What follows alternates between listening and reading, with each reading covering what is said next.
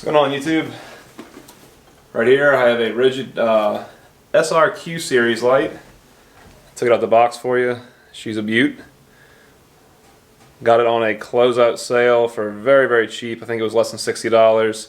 20 watts of output, very important because the charging system on this particular dirt bike, which is a CRF 150F, is not very strong. And I think this will be our ticket to getting some good light right up here by our handlebars for some nighttime rides. So I'm going to show you exactly how I plan on installing it, and hopefully it helps you. So when it came to mounting this light, there was only one obvious place that I wanted to put it, and it'd be up high. I've seen a few people mount it to the fender. It doesn't look horrible, but higher is always better, especially with a floodlight. And for trail riding at nighttime, this would be ideal. Okay, well, you have brake cables, a lot of moving pieces. This is going to travel up with your forks, so I couldn't really mount it here because this would just be constantly hitting it and rubbing it, and it's a fair amount of travel on this front end, and this thing fully compresses like up here. So you'd hate to think that this could actually hook it and catch it and then rip your brake line. So that was out. But then I thought, you have a very good mounting spot right here as your factory bolt. In 1 second. And you have this little washer that goes in here. And I thought, what if I could extend this hole out, okay? And then mount the tab right here. That way it'd be far away enough for this to fully have its full range of motion, but you still get a nice high visual, and with these hand guards, I think it actually ties the front of the bike together. It's not just bulging out by itself because you have something else out here with it. I think this is our ticket, and let me show you how we're going to do it.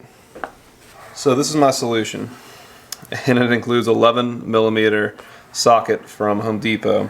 And this gives you a really nice extension, and we can even roll down the Husky and the 11 to where it disappears. But this is going to be in the plastic, you won't even see it. So let's get this mounted, and I'm going to show you what it looks like.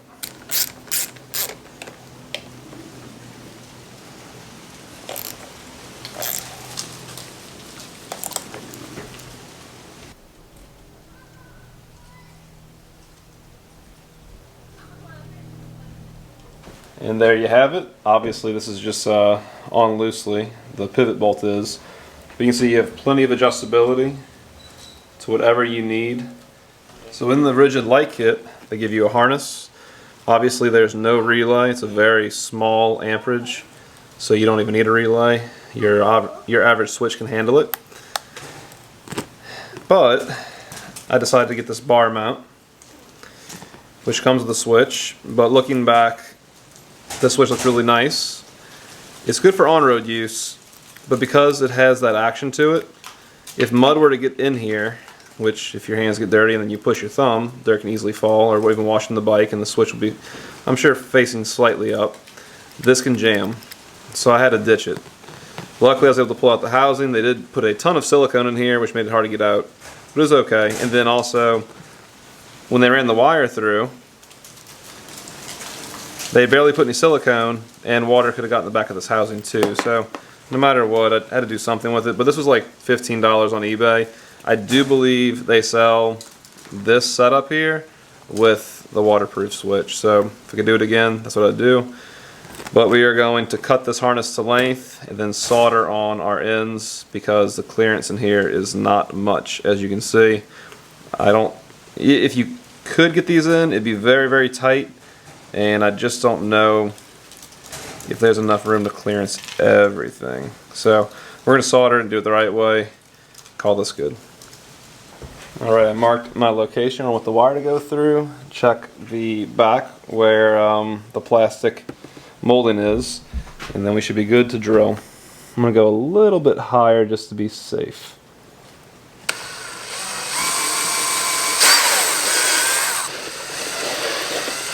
That should be it. Beautiful.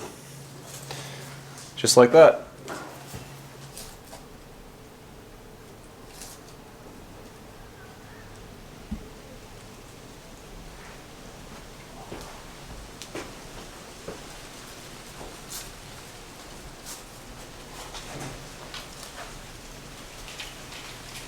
Alright, so I'm really happy how this turned out.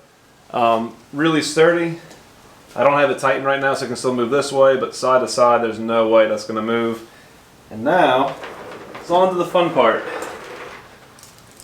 The wiring. So let's get started.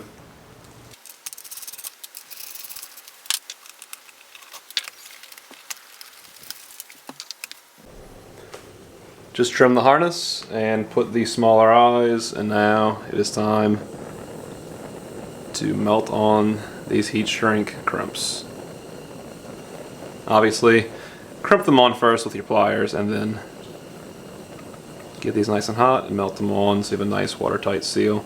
Also, I'll add that the original owner of this bike, who only had it for about a year and a half before I had it, was also smart enough to add a lead so you can plug this into a battery charger or jump it with leaving the panel on, because that's actually a pretty big problem on these dirt bikes. The batteries go dead from sitting. These are little bitty batteries, and then when it happens you take the side panel off to get a charger to it, so kind of a pain. So I'm glad he did it. So this is finished, and now we are going to move on to hooking it up, routing it up the top tube, and getting this to the getting this power to the handlebars.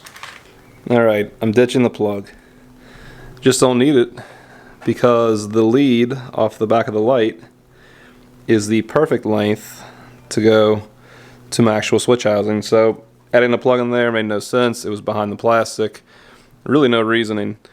So all my wiring is ran. I didn't film it because there's nothing really to see, but there's a your main top tube, and then you have a triangle top tube right here, and I actually ran it on top of it. You can see it's coming up right here. Well, one more mod. I actually ran the wire in the factory sheathing, whatever you call this stuff,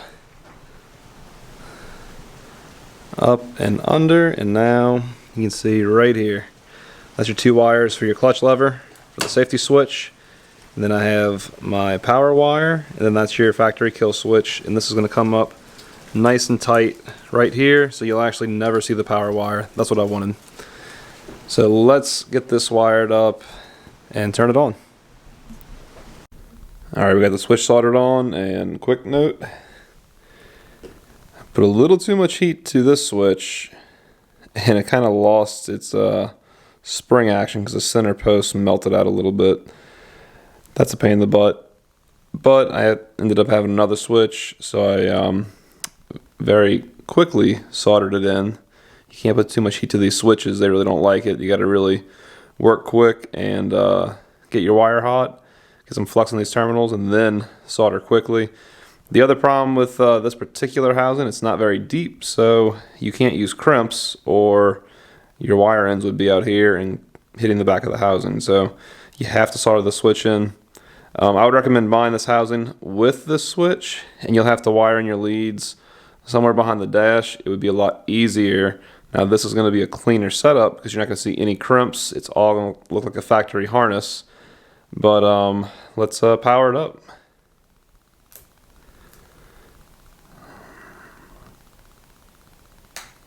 Beautiful. Do a little walk around on it. In business. Then obviously when you're doing all of your switch soldering, make sure your fuse is not in there or you will pop it like I did. So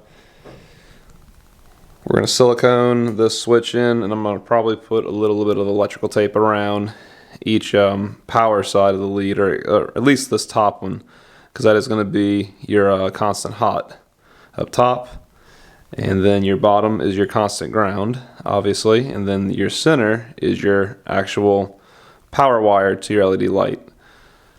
Good progress. Got the wires pulled all the way through, looks really good.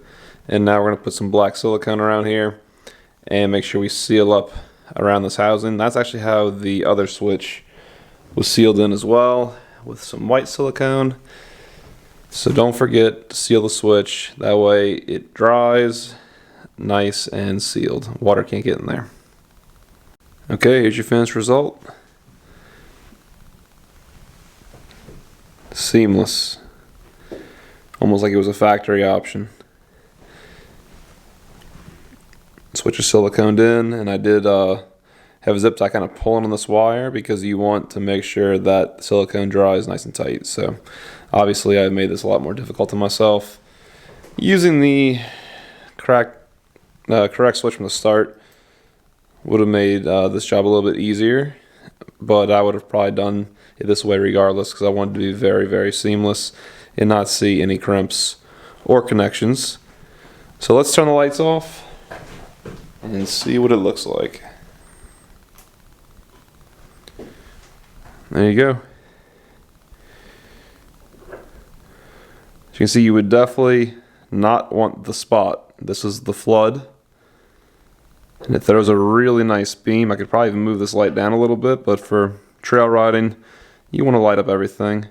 It might go down just a hair. When you sit on the bike, it will squat a little bit, but there's our illuminated switch, and kill it. Okay, so now what we're going to do is actually do a voltage test. And lucky for me, the previous owner installed this lead right here for a trickle charger. So the engine, this is going to be completely hot. I want to make sure the battery was hot. I actually drove around the neighborhood. It's very cold outside and the bike has sat for about a month, so I want that battery to get a nice hot charge so we can get an accurate reading. So we're going to start it and then see where we're at.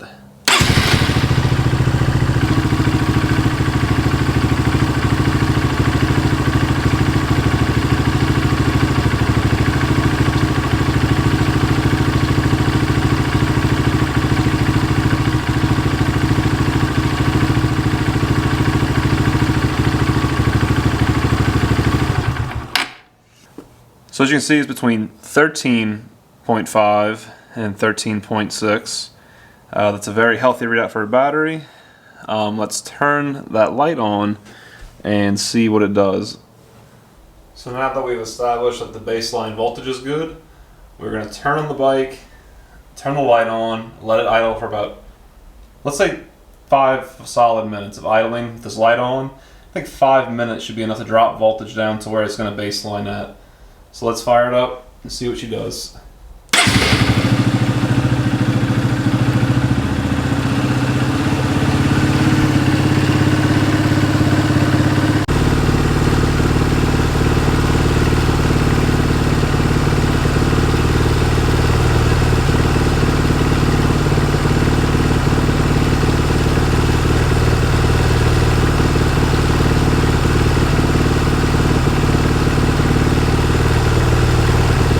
Alright guys, well there you go. After almost 6 or 7 minutes actually, we got 13 volts flat.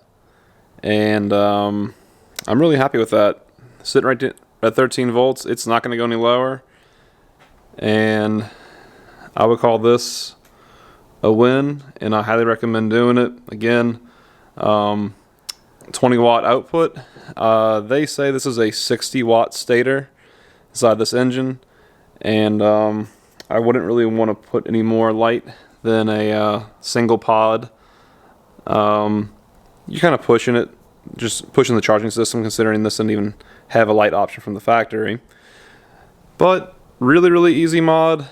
I overcomplicated it, but it's a very clean setup. The silicone's still drying, but that's why I have the zip tie here. But this wire is running directly to my light, and I like it being simple and clean like that. So look, if this video helps you, smash that like button. It really helps me. Subscribe, and thanks for watching, guys.